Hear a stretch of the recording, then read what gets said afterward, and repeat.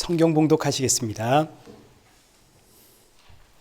오늘 보실 하나님의 말씀은 고린도전서 4장 14절에서 21절입니다.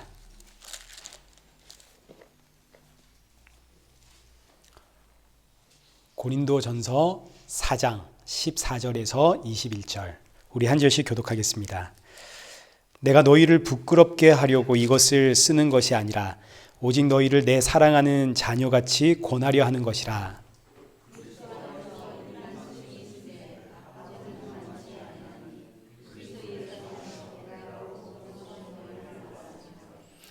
그러므로 내가 너희에게 권하노니 너희는 나를 본받는 자가 되라.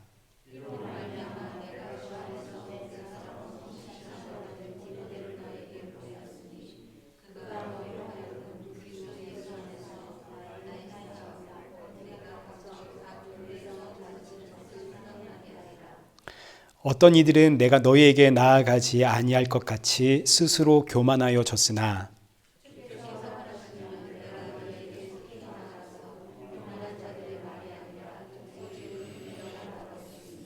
하나님의 나라는 말에 있지 아니하고 오직 능력에 있음이라. 너희가 무엇을 원하느냐? 내가 매를 가지고 너희에게 나아가랴. 사랑과 온유한 마음으로 나아가랴. 아멘. 우리 교회 소식 알려드리겠습니다. 우리 다음 주 대표 기도는 이숙자 권사님 부탁을 드리겠습니다. 그리고 오늘 예배 후에는 2023년 재정 보고와 2024년 예산에 대한 공동의회가 있겠습니다. 예배 후에 다 참여해 주시면 되겠고요.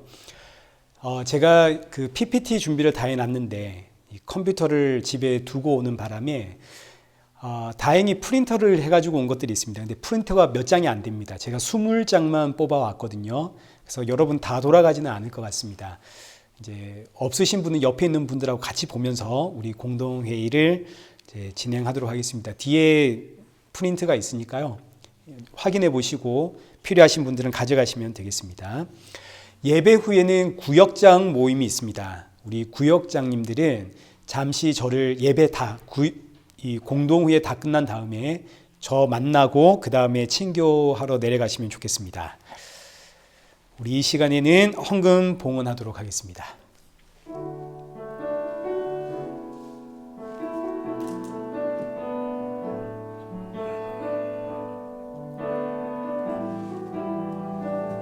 은혜 아니면 살아갈 수가 없네. 은혜 아니면 호흡마저도 다 주의 것이니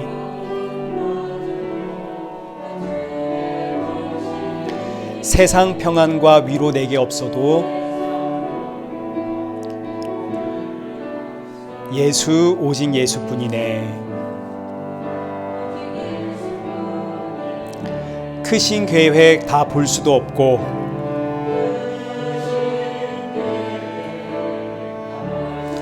작은 고난에 지쳐도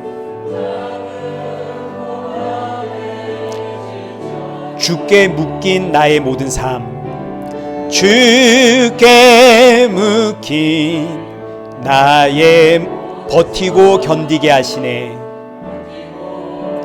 견디게 하시네. 은혜 아니면 살아갈 수가 없네.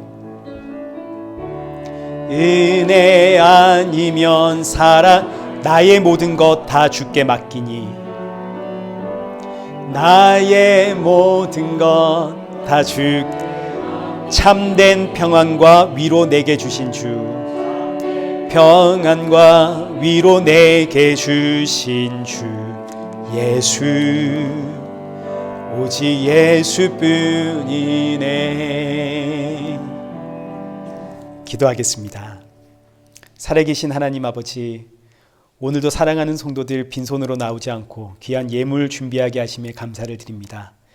이 헌금 준비할 때마다 날 위해 십자가에 죽으신 예수 그리스도를 기억하게 하시고 주님 앞에 올려드림이 언제나 나의 기쁨이고 나의 모든 것 주의 것임을 고백하는 우리 성도 되게 하여 주옵소서. 예수님의 이름으로 기도드리옵나이다. 아멘. 여러분 성경책 펼쳐놓고 오늘 그 말씀 이렇게 따라오셔야 되겠습니다. 오늘 본문은 고린도전서 4장 14절에서 21절입니다.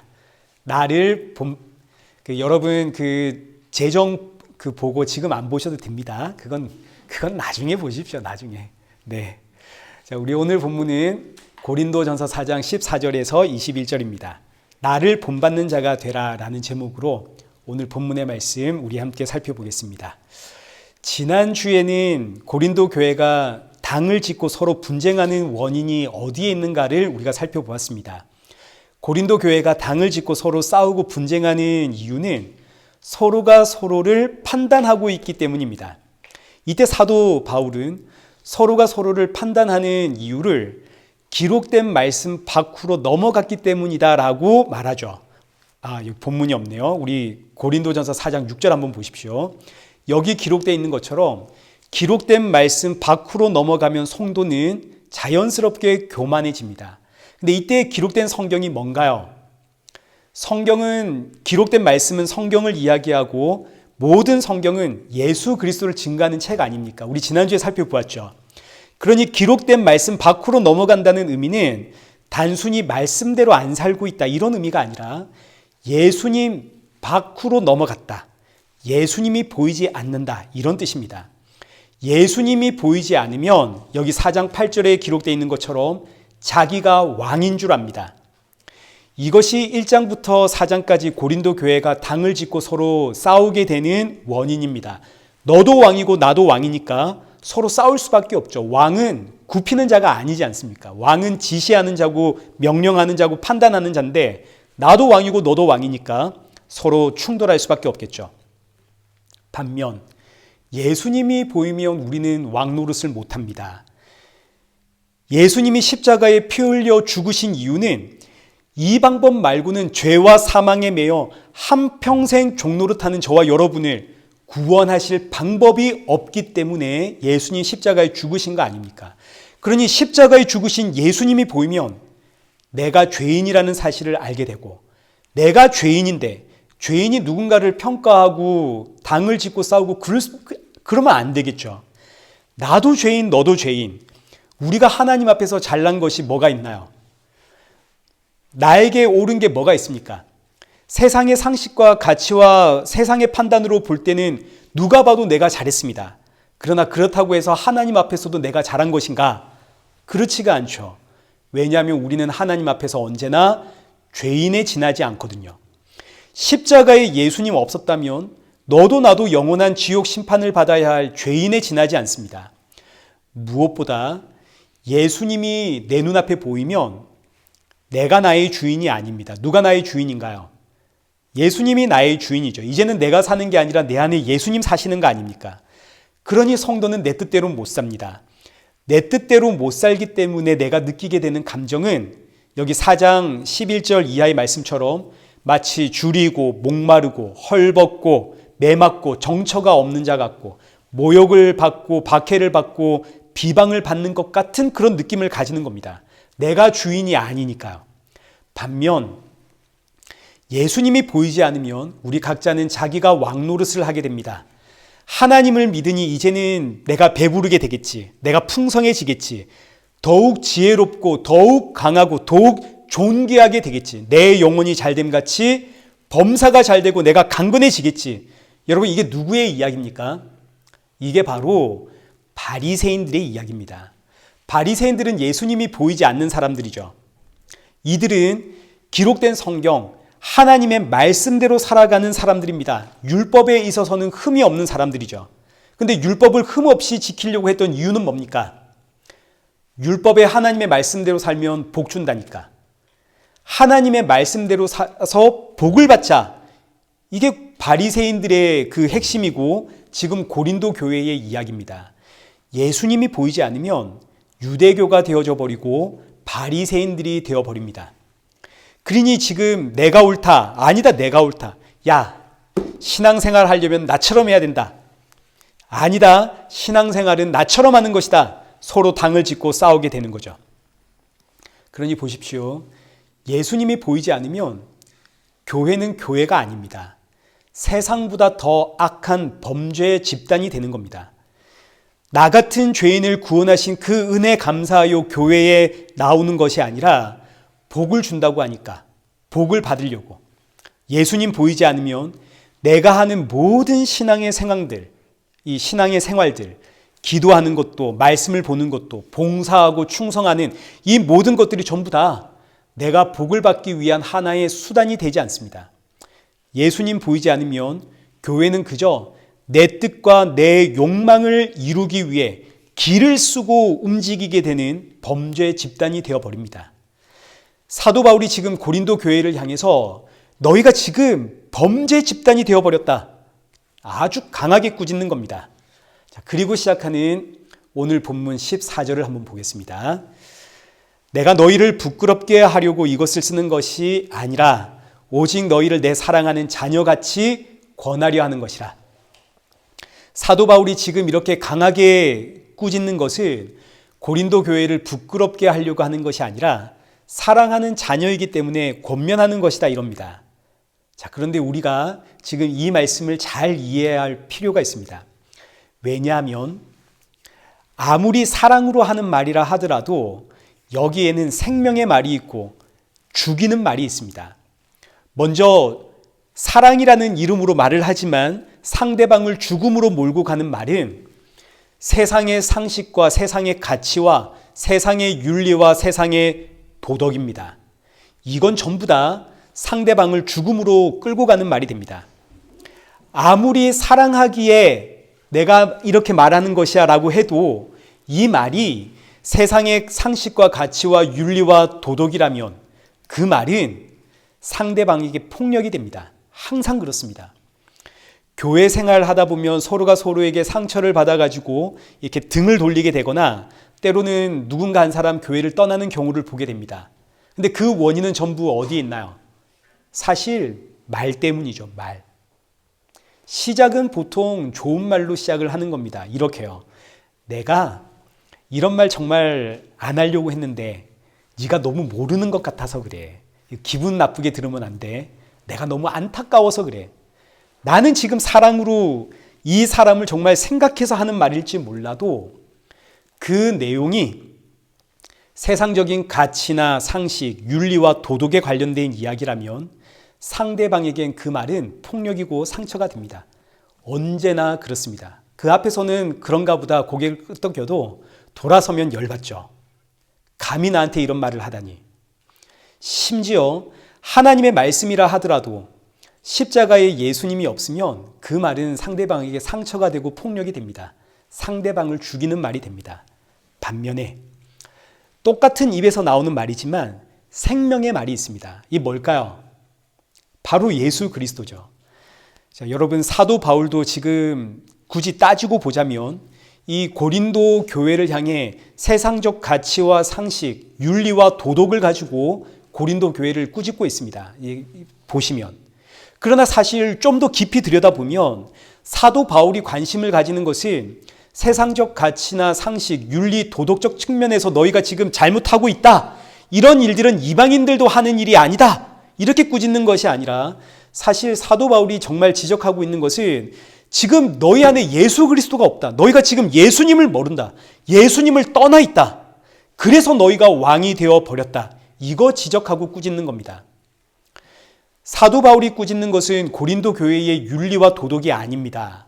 사도 바울이 꾸짖는 것은 너희가 지금 예수 그리스도 밖에 있다. 예수님을 떠나 있다. 이거 지적하고 꾸짖는 겁니다. 그래서 사도 바울의 입에서 나오는 말이 생명의 말이 되는 겁니다. 여러분, 이거 어떤 의미인지 아시겠죠? 교회는 성도들의 윤리와 도덕을 꾸짖는 곳이 아닙니다. 왜냐하면 우리는 전부 50보 100보이거든요. 고대 전쟁터에서 군인이 전쟁이 터졌는데 적군이 무서워서 탈영을 하게 되면 그 자리에서 참수를 당하게 됩니다. 근데 2명의 군인이 전쟁이 터졌습니다. 적군이 쫓아오는 걸 보고 너무 무서워서 탈영을 했는데 한 사람은 50보를 도망갔고 또 다른 한 사람은 100보를 도망가다가 붙잡혔습니다. 그러면 50보 도망간 사람은 50보밖에 안 갔으니까 조금 봐주고 100보 도망간 사람은 100보나 도망을 갔으니까 참수를 시키고, 그러나요? 그런 거 아니죠. 탈영을 했다는 사실 그 자체에서 50보를 도망가나 100보를 도망가나 그 똑같은 겁니다. 저와 여러분은 선악과를 먹고 하나님으로부터 끊어진 그 시점부터 본질상 진노의 자녀입니다. 죄인입니다. 나는 너보다 덜 죄인이고 너는 나보다 더 죄인이다. 그런 거 없죠. 그래서 교회는 성도의 윤리나 도덕을 꾸짖는 곳이 아닙니다. 우리는 꾸짖을 자격이 없죠. 앞에 서 있는 목사나 앉아 계시는 성도나 저와 여러분 50보 100보입니다. 저에겐 여러분들의 삶을 꾸짖을 자격이 없습니다. 그래서 교회는 누구를 전하는 곳인가요? 이런 우리를 살리기 위해 십자가에 죽으신 예수 그리스도를 전하는 곳 아닙니까? 예수님만이 여러분의 구원자고 예수님만이 우리의 피난처이고 예수님만이 우리의 안식처이고 예수 그리스도를 전하는 이게 바로 생명의 말입니다. 여러분의 윤리 도덕 꾸짖어가지고 제가 여러분들에게 얼마나 대단한 존경 받으려고요. 여러분이 누군가의 윤리 도덕 세상적 상식 가치 그거 꾸짖어가지고 뭐 하려고요. 그건 다 상대방을 죽이는 일밖에 되지 않습니다. 서로 원수가 될 뿐입니다. 이게 지금 바로 오늘 본문 14절의 의미입니다. 14절에서 사도 바울이 내가 너희를 부끄럽게 하려고 너희의 윤리 도덕적인 삶의 모습을 내가 꾸짖으려고 이걸 쓰는 것이 아니라 난 지금 너희를 살리기 위해 이 글을 쓰고 있는 것이다. 너희를 살리신 예수 그리스도 그 생명의 주를 바라보라고 내가 지금 이 글을 쓰고 있는 것이다. 그러니 저와 여러분이 누군가를 사랑으로 지적하거나 책망해야 될 일이 있다면 그 내용이 윤리와 도덕이어서는 안 됩니다. 그건 우리에게 꾸짖을 자격이 없죠. 윤리와 도덕 이걸로 누군가를 책망하면 상대방을 향한 폭력이 된다는 거 여러분 꼭 기억을 하십시오. 사랑이라고 하는 이름의 폭력이 되는 겁니다. 성도가 누군가를 사랑하여 지적하거나 책망할 일이 있다면 그 내용은 언제나 십자가의 예수님이 되어야 됩니다. 우리 예수님 바라보자. 그 사람의 손을 꼭 잡고 너와 나를 위해 십자가에 죽으신 그 예수님 우리 오늘도 묵상하자. 십자가의 예수님 묵상하게 되면 너와 나는 입이 10개라도 할 말이 없는 죄인 아닙니까? 그때 성도는 자기 모습 돌아보게 되고 회개하게 되는 겁니다. 그러니 지금 이 땅이 말하는 상식과 가치와 윤리와 도덕은 사실은 예수 그리스도의 십자가 안에 다 들어가 있습니다. 십자가에 죽으신 예수 그리스도를 묵상하게 되면 나 정말 이렇게 살아서는 안 되는데 나를 돌아보게 되는 거 아닙니까? 그래서 사도 바울이 하는 말이 나는 너희의 윤리 도덕 꾸짖으려고 이 글 쓴 것 아니다. 너희를 살리기 위해 이 글을 쓰는 것이다. 지금 내가 지적하는 너희의 모습들은 예수 그리스도가 보이지 않으니 너희의 삶에서 나오는 증상들이다. 그러니 사랑하는 자들아 우리 예수 그리스도를 바라보자. 십자가를 묵상하자. 그래서 이어지는 말씀이 15절입니다. 15절 보십시오. 그리스도 안에서 1만 스승이 있으되 아버지는 많지 아니하니 그리스도 예수 안에서 내가 복음으로써 너희를 낳았음이라. 자, 여기서 그리스도 안에 1만 스승과 그리스도 예수 안에 사도 바울이 구분이 됩니다. 먼저 그리스도 안에서 1만 스승이라는 것은 이제 이런 뜻입니다. 여기에 스승은 이제 우리가 잘 아는 몽학 선생, 가정교사, 율법교사라는 뜻의 스승입니다.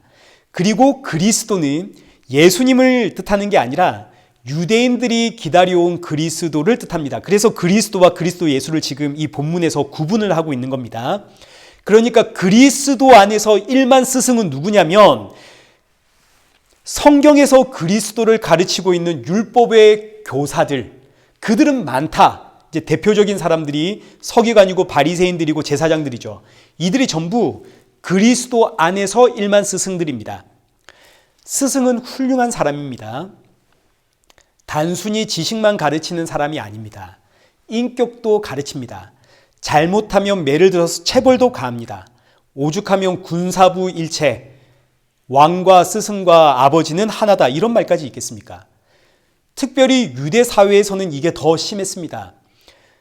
유대인들의 사고의 스승은 하나님의 말씀을 가르치는 자이기 때문에 아버지보다 훨씬 높은 사람입니다. 아버지의 말씀보다 스승, 율법 교사의 말이 더욱 우선시되는 사회가 유대 사회입니다.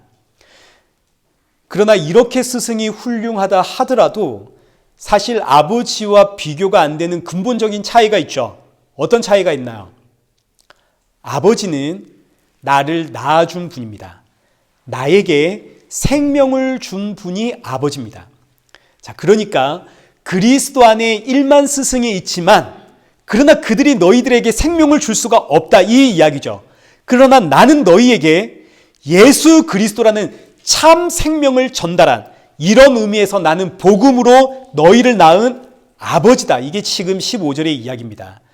그런데 너희가 지금 생명에서 떠나 있으니 내가 아버지의 심정으로 다시 너희에게 생명을 전한다. 그래서 이어지는 16절, 그러므로 내가 너희에게 권하노니 너희는 나를 본받는 자가 되라. 사도 바울의 뭘 본받으라는 이야기입니까? 내가 너희에게 생명을 전달한 것처럼 너희도 누군가에게, 상대방에게 생명을 전달하는 아버지가 되어라, 이 이야기 아닙니까? 내가 너희에게 생명을 전달한, 이런 의미에서 아버지가 된 것 같이 너희도 누군가의 아버지가 되어야 하지 않겠느냐? 누군가의 모습을 지적하고 판단하려고 하지 말고 생명을 주는 아버지가 되어 상대방에게 생명이신 예수 그리스도를 전해라. 여기서 이제 굉장히 중요한 것을 우리가 하나 발견하게 되는데, 사도 바울을 본받읍시다, 믿음의 조상들을 본받읍시다 라고 할 때 이건 결국 무슨 이야기가 되냐면, 사도 바울처럼, 우리 믿음의 조상들처럼 참 생명의 근원이 되시는 예수 그리스도를 증거하십시다, 이런 뜻이 되는 겁니다. 우리는 믿음의 조상들의 어떤 윤리와 도덕, 그들의 삶의 모습들을 본받는 사람들이 아닙니다. 우리 믿음의 조상들이 그토록 붙잡고 의지하며 살았던 예수 그리스도를 증거하는 사람들입니다. 우리 믿음의 조상들의 삶을 보면 어느 사람 한 사람 하나 온전한 사람은 없습니다. 전부 흠이 있습니다. 죄인들입니다. 그러나 그들이 예수 그리스도를 붙잡고 살았습니다. 우리는 그걸 본받고 사는 사람들입니다. 마찬가지 초대교회로 돌아가자, 이런 구호 여러분 많이 들어보셨죠? 초대교회로 돌아가자. 그럼 초대교회에 무엇을 본받자, 이런 이야기가 되는 겁니까? 어떤 분들은 초대교회로 돌아가자 그러면 초대교회는 가정교회였다, 그래서 가정교회를 해야 한다, 이러는 분들이 계시고, 또 어떤 분들은 초대교회는 유무상통, 네 것도 없고 내 것도 없는, 여기서 발전한 게 공산주의 아닙니까? 초대교회로 돌아가자는 의미는 초대교회가 가졌던 어떤 틀, 어떤 조직으로 돌아가자, 이런 의미가 아니라 초대교회처럼 예수 그리스도를 묵상하고 예수 그리스도를 증거하자, 이런 뜻입니다.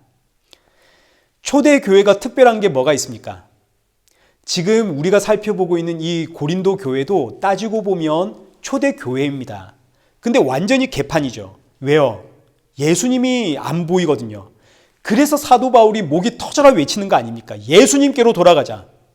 오늘날 교회가 초대교회로 돌아가자 외치는 것은 예수님께로 돌아가자는 순수한 복음의 외침입니다. 근데 이거 모르고 초대교회로 돌아가자 이러면 이건 그냥 공허한 메아리에 지나지 않는 거죠. 이렇게 예수님께로 돌아가자 외친 사도 바울, 나를 본받아라, 나처럼 예수님만 증거해라. 이 사도 바울이 할 수만 있다면 본인이 지금 당장이라도 고린도 교회를 향해 달려가고 싶습니다. 그러나 지금 사도 바울이 갈 수 있는 형편이 아니거든요. 그래서 사도 바울이 디모데를 보내기로 결정을 합니다. 우리 17절을 함께 보도록 하겠습니다. 이로 말미암아 내가 주 안에서 내 사랑하고 신실한 아들 디모데를 너희에게 보내었으니 그가 너희로 하여금 그리스도 예수 안에서 나의 행사, 곧 내가 각 교회에서 가르치는 것을 생각나게 하리라. 사도 바울이 고린도 교회를 위해서 디모데를 보내게 되는데, 디모데를 소개할 때 붙는 수식어가 있습니다. 신실한 아들 디모데. 여기서 신실한이라는 이 단어가 사실은 믿음이라는 단어입니다. 그러니까 신실한 아들, 이걸 믿음의 아들 이렇게 바꾸시면 우리에게 이해가 좀 더 쉽겠습니다. 믿음의 아들 디모데라는 뜻입니다. 그럼 믿음의 아들은 어떤 의미일까요? 믿음은 저와 여러분이 잘 알듯이 하나님의 은혜의 선물이고 믿음이 임했다는 말은 곧 내 안에 성령이 임했다는 이야기입니다. 그래서 믿음의 아들은 곧 성령의 아들입니다. 그러면 성령님이 하시는 일은 뭔가요? 요한복음 14장 26절 말씀에 보혜사 곧 아버지께서 내 이름으로 보내실 성령, 그가 너희에게 모든 것을 가르치고 내가 너희에게 말한 모든 것을 생각나게 하리라. 성령님이 하시는 일은 뭐냐면 예수님께서 말씀하시고 가르치신 일들을 생각나게 하시는 걸 성령님이 하십니다. 성령님은 예수님을 증거하는 영입니다. 그러면 성령의 아들 이 디모데가 고린도에 가게 되면 누구 증거하겠습니까? 예수님 증거하겠죠. 그래서 오늘 본문 17절에 이 신실한 아들 디모데가 너희에게 가면 그리스도 예수 안에서 나의 행사 곧 내가 각 교회에 가르치던 것을 생각나게 할 것이다. 그러면 지금 사도 바울이 각 교회에서 돌아다니며 가르치는 건 뭡니까? 예수 그리스도와 십자가 아닙니까? 고린도전서 2장 2절에 내가 그리스도와 그가 십자가에 못 박히신 것 외에는 아무것도 알지 아니하기로 아무것도 전하지 아니하기로 작정하였다. 사도 바울은 어디를 가든 예수님과 십자가만 가르쳤습니다. 그 사도 바울이 이제 이 고린도 교회에 신실한 아들 디모데를 보냅니다. 신실한 아들, 믿음의 아들, 성령의 아들 디모데. 그럼 디모데는 고린도 교회로 가서 뭐 가르치겠습니까? 예수님 가르치겠죠. 저와 여러분도 마찬가지입니다. 우리가 예수 그리스도를 증거하고 가르칠 때 저와 여러분은 성령의 아들이 되는 것이고 믿음의 아들이 되는 것이고 신실한 아들이 되는 겁니다. 원래 신실하다라는 의미는 참 진실하다, 믿을만하다 이런 뜻입니다. 그러나 성경에서 신실하다라고 할 때 이 의미는 예수님을 증거하는 사람이다라는 뜻이 되는 겁니다. 근데 왜 이걸 믿음이라고 하지 않고 신실하다 이렇게 번역을 했는가?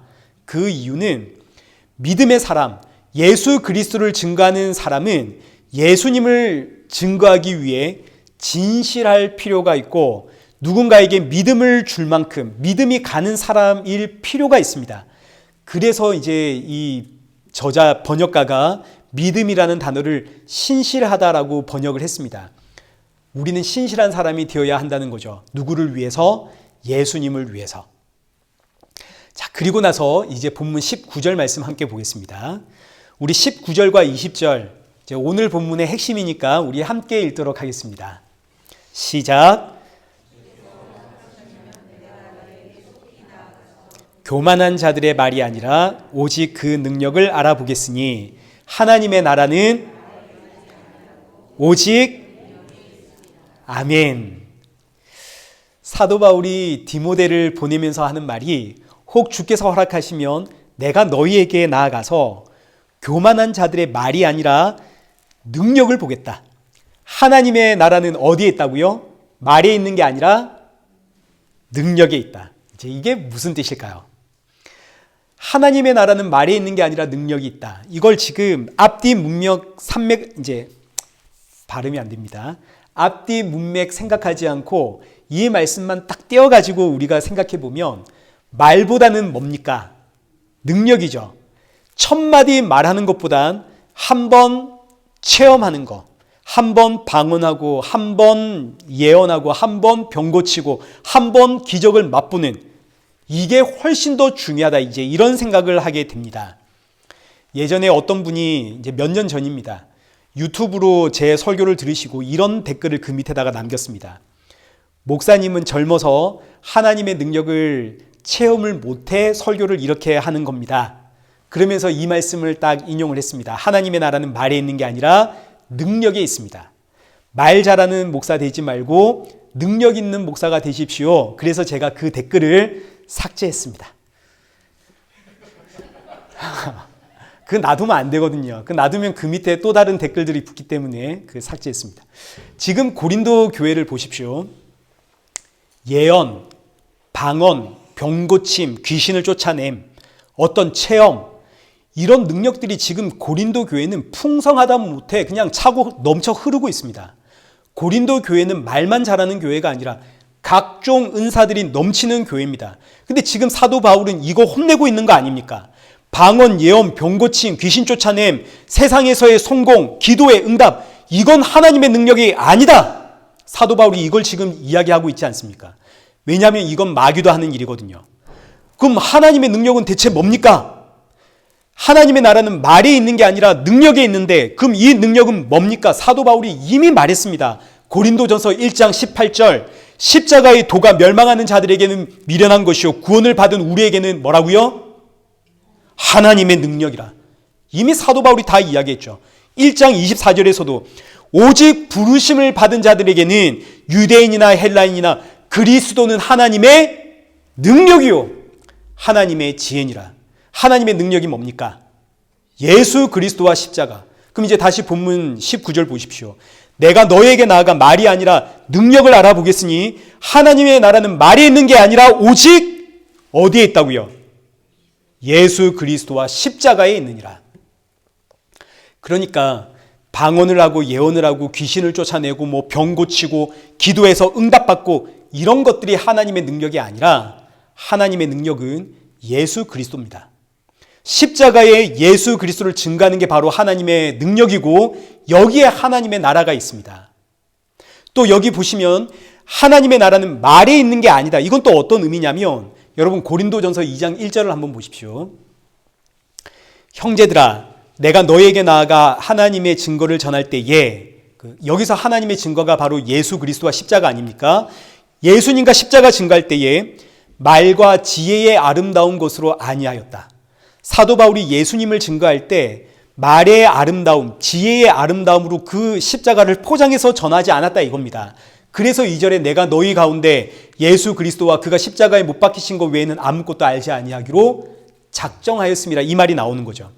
그러니 하나님의 나라는 말에 있는 것이 아니다. 이 의미는 예수님과 십자가가 없는 세상적 차원의 지혜로운 말을 뜻하는 겁니다. 우리가 성경을 아무리 이야기해도 여기에 예수님과 십자가 이야기가 나오지 않으면 그게 바로 그냥 말이 되는 겁니다. 말. 하나님의 나라는 이 말에 있는 게 아니라고요. 그러니 여기 19절 다시 한번 보시면 사도 바울이 하나님의 나라는 말에 있는 것이 아니라고 할 때 그 전제가 교만한 자들의 말입니다. 교만한 자들. 교만한 자들은 예수님을 떠나 있는 자들입니다.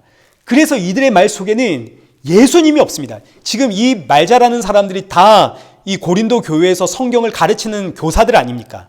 근데 이들의 말에는 하나님의 능력이 없다고요. 예수 그리스도가 없다. 이 이야기입니다. 하나님의 나라는 오직 예수 그리스도와 십자가에 있느니라. 예수님과 십자가가 하나님의 능력이고 여기에 하나님의 나라가 있습니다. 하나님의 능력은 여러분 이거 정말 기분 나쁘셔도 잘 들으셔야 됩니다. 억지로 듣고 또 들어야 되는 겁니다. 하나님의 능력은 이 세상에서 성공하는 게 아닙니다. 내가 간절히 바라고 원하는 일들을 정말 금식하며 기도했더니 하나님이 응답해 주셨어. 여러분 이거 하나님의 능력 아닙니다. 왜 이게 하나님의 능력이 아니냐면 하나님의 능력은 출세상입니다. 출세상. 죄와 사망의 땅에서 나를 의와 생명의 나라인 하나님 나라로 옮겨주시는 바로 이게 하나님의 능력입니다. 하나님은 지금 우리를 향해 출세상, 이 땅에서 나와라 이러는데 나는 이 땅에서 잘 살고 싶고 그래서 간절히 기도하고 기도했더니 세상에 내가 기도하는 대로 이루어졌다. 하나님의 능력은 대단하다. 이러면 이거 바보 아닙니까? 바보. 하나님의 능력은 출세상인데 출세상시키는 이 능력이 십자가에서 나타났는데 나는 이 땅에서 어떻게 하면 잘 살까? 기도했더니 야 하나님이 내 마음의 소원 응답해 주었어. 이러면 바보죠. 그러나 우리는 이런 이야기보다는 하나님의 능력으로 내가 성공했다. 이런 이야기가 참 듣기가 좋습니다. 제가 한국에 있을 때 이런 이야기 들은 적이 있거든요. 어느 분이 직장에서 자신을 괴롭히는 사람 때문에 너무너무 힘들어했습니다. 그때마다 하시는 이야기가 내가 하나님께 다 일러줄 거야. 하나님 보셨죠? 제가 이렇게 억울하고 힘든데도 참고 견디는 거 보셨죠? 하나님 정말 저에게 잘해 주셔야 됩니다. 보란 듯이 잘 돼가지고 저 사람의 코를 납작하게 만들어 주셔야 됩니다. 저와 여러분 역시 하나님을 이런 식으로 생각하고 있는 거 아닌가? 우리 돌아봐야 됩니다. 돈 때문에 힘들어 죽겠습니다. 인생에 역전 주십시오. 이런 식으로 하나님의 능력을 생각하고 있다면 빨리 이거 털어버려야 됩니다. 하나님의 능력은 여기 있는 게 아니거든요. 하나님의 능력은 이 땅에서 나를 구원해내는 예수 그리스도와 십자가입니다. 왜냐하면 지금 이 세상은 소돔과 고모라거든요. 소돔과 고모라에 살아가고 있는 사람들에게 능력이란 더 많은 죄미와 더 많은 쾌락과 자신의 욕망을 충족시키는 이게 바로 능력입니다. 그러나 하나님이 보실 때 소돔과 고모라는 불로 태워버려야 되는 세상입니다. 그럼 소돔과 고모라에서 살아가는 하나님의 백성들에게 하나님의 능력은 뭐가 되겠습니까? 지금 하늘에서 이 불기둥이 막 땅에 떨어지고 있습니다. 이 사실을 안다면 하나님의 능력은 뭡니까? 이 소돔과 고모라에서 나를 나오게 하는 거 아닙니까? 근데 지금 하나님의 백성들이 이 땅이 불타는 줄도 모르고 지금 불구덩이가 막 내 머리 위에 떨어지고 있는데 이것도 모르고 그저 이 땅에서 잘 먹고 잘 살고 성공하고 이거 하나님의 능력으로 알고 내가 뭔가 좀 잘 되면 야 하나님이 내 기도에 응답해 주셔서 이러고 살아가고 있다면 하나님 어떻게 하시겠습니까? 정신 차리도록 홍군형 내시겠죠. 너 지금 여기서 나와야 되는데 너 지금 거기서 뭐 하고 있느냐? 그래서 오늘 본문의 결론이 21절로 끝이 나는 겁니다. 21절 보십시오. 너희가 무엇을 원하느냐? 내가 매를 가지고 너희에게 나아가랴. 사랑과 온유한 마음으로 나아가랴. 사도 바울이 고린도 교회를 향해 선택하라는 이야기입니다. 기록된 말씀, 그 예수 그리스도 안에 있어서 사랑을 받을래? 칭찬받을래? 아니면 기록된 말씀, 예수 그리스도 밖에 있어서 매 맞을래? 여기서 매는 사도 바울이 진짜 매를 든다 이런 의미가 아니라 하나님이 때리시는 하나님의 매를 뜻합니다. 너희가 지금 정신을 못 차리고 이 세상만 바라본다면 하나님께서 매를 들 수밖에 없다. 왜? 너희는 하나님의 자녀니까. 히브리서 12장 6절에 주께서 그 사랑하는 자를 징계하시고 그가 받아들이시는 아들마다 채찍질한다 말씀을 하셨습니다. 왜냐하면 사랑하는 내 아들이거든요. 근데 이 아들이 정신을 못 차리거든요. 이 아들이 세상에서 나올 생각을 안 하니까 매를 때려서라도 정신을 차리게 하는 게 하나님의 사랑 아닙니까? 내가 너를 매를 들어서라도 이 땅에서 빼내겠다. 히브리서 12장 8절에서도 징계는 다 받는 것이거늘 너희에게 없으면 사생하여 친아들이 아니다. 남의 아들은 때릴 필요가 없습니다. 잘못해도. 그냥 보고 웃고 넘어가면 됩니다. 내 아들이 아니니까요. 그러나 내 아들이기에 때리고 혼을 내는 겁니다. 그러니 지금 여기 오늘 본문의 결론이 되는 21절 이 말씀은 하나님이 매를 든다 이건 우리의 구원이 취소된다 이런 이야기가 아니라 저와 여러분의 구원은 정해져 있으나 확정되어 있으나 그러나 그 구원으로 가는 길에 매를 맞고 가느냐 아니면 주가 주시는 사랑과 은혜와 감사와 기쁨과 평화와 안식으로 가느냐 이건 너희들이 선택해야 되는 것이다 이런 이야기입니다. 출애굽한 이스라엘 백성들을 생각나게 하는 구절입니다. 출애굽한 이스라엘 백성들 보십시오. 애굽에서 구원을 받은 이스라엘 백성들 가나안을 향해서 갑니다. 이 가나안이라고 하는 하나님의 나라를 가는 이 여정을 한번 생각해 보십시오. 출애굽한 이스라엘 백성들 하나님의 나라로 가는 이 길 가운데 먹을 것이 없다고 원망하고 마실 물이 없다고 불평하고 짜증내다가 40년 내내 하나님 앞에 매맞으며 갑니다. 결국은 가죠. 가나안 땅으로. 그런데 40년 내내 매맞고 갑니다. 너희들 이렇게 갈래?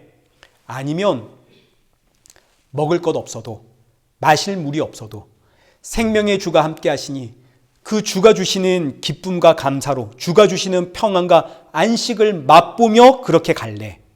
이 신앙의 여정은 우리가 택하는 겁니다. 예수님 보지 않고 살아가면 매맞고 가는 것이고 예수님 바라보며 예수님의 십자가 묵상하면 주가 주시는 평안과 안식으로 이 길을 걸어가는 것이고 이 사실을 알면 이제 저와 여러분은 기도할 수밖에 없죠. 오늘도 상황과 환경이 아니라 생명의 주를 바라보게 하소서. 나에게 없는 것들 때문에 불평하는 인생이 아니라 내게 주신 십자가의 예수 그리스도 바라보며 감사하게 하소서.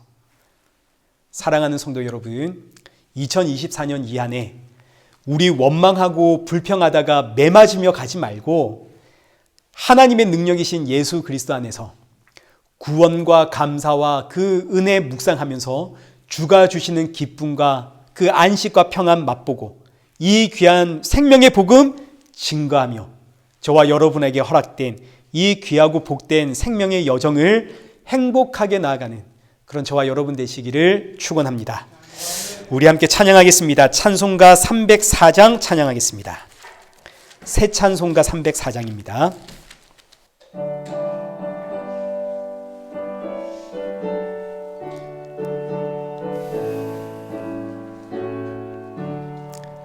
그 크신 하나님의 사랑 말로 다 형용 못하네.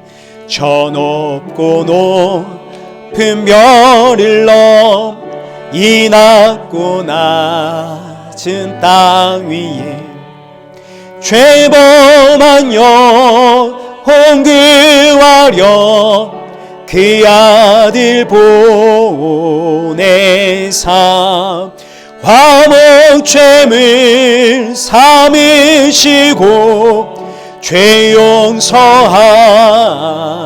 용서하셨네. 하나님 크신 사랑이 측량 다 못하네.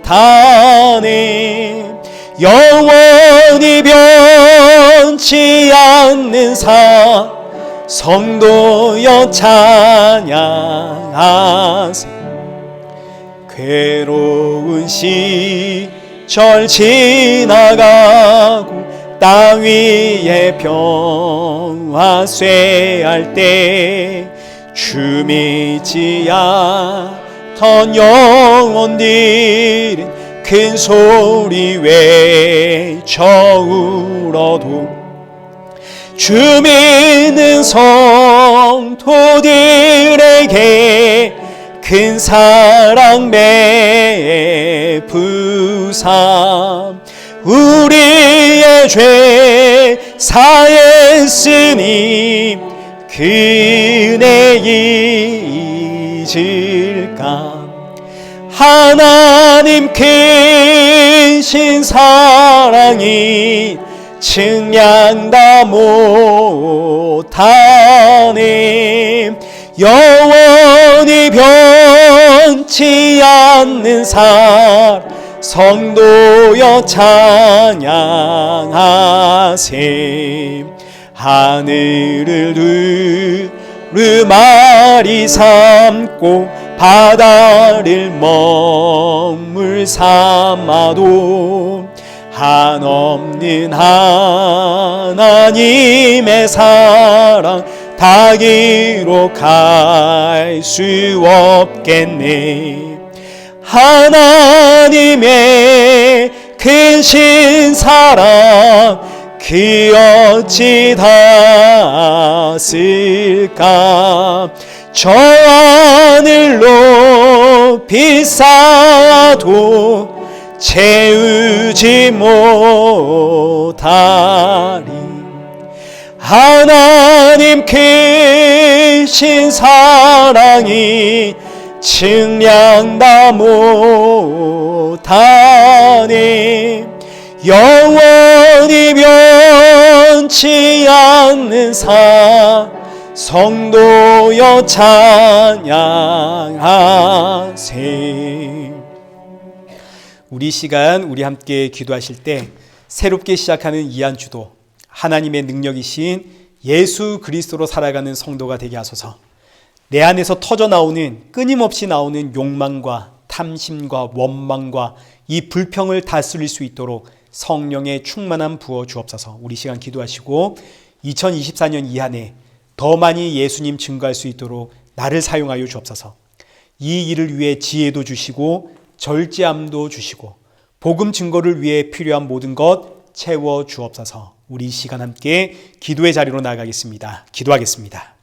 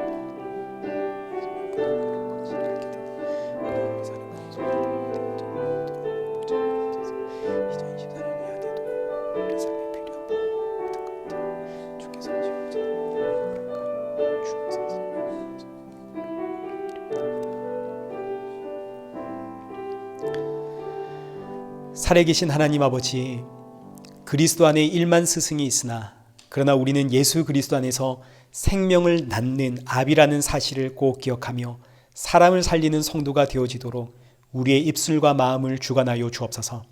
신실한 아들 디모데처럼 성령으로 충만한 아들 되게 하시어 어디서든 예수님 증거하는 성도가 되게 하시고, 이 일을 위해서 우리 각자에게 필요한 것들을 주님이 아시오매 때를 따라 채워주는 은혜도 허락하여 주옵소서. 주께서 우리 각자를 부르시는 그날까지 매맞으며 가는 성도가 아니라 기쁨과 감사로 주가 주시는 평안과 안식을 누리며 나아가는 우리 복된 성도들 되게 하시고, 우리의 능력은 오직 십자가의 예수님이라는 사실을 잊지 않고 살아가는 성도 되게 하여 주옵소서. 예수님의 이름으로 기도드리옵나이다. 아멘. 이제는 우리 주 예수 그리스도의 은혜와 성부 하나님의 크신 사랑과 성령 하나님의 위로교통 충만하심이 십자가의 증인으로 감사와 기쁨과 평안 속에서 주님 만날 그날 사모하며 살아가는 우리 일회교회와 성도들과 온 세계교회 머리 위에 이제로부터 영원토록 함께 있을지어다. 아멘.